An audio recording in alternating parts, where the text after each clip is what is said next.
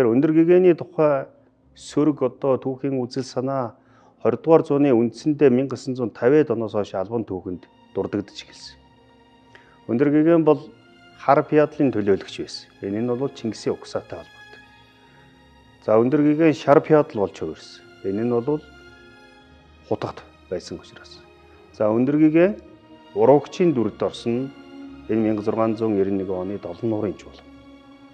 Тэгэхээр энэ бүгд бол зохиомол үзэл сурталчилсан түүхийн үр дүн гэж ойлгож болно.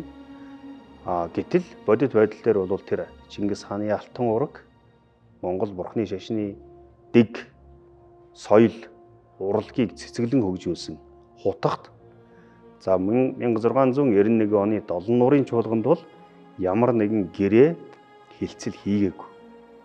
Өндөр гэгээн 1691 оны Долон нуурын чуулганд очихтоо бол Манччин улстай холбоотны улс байгуулах буюу төшиж очсон. Тэгээ энийг бол түүхэнд одоо дагаар орох, бууж өгөх, бүрэлдэхүүнд нь багтах тухай нэг ч өгүүлбэр байхгүй. Өнөөдөр болтол олдоогүй. Тэгэхээр энэ өндөр гэгээний тухай авч үзэж байгаа асуудлыг бол бид нэр түүхийг цоо шинээр ахиж харах хэрэгтэй.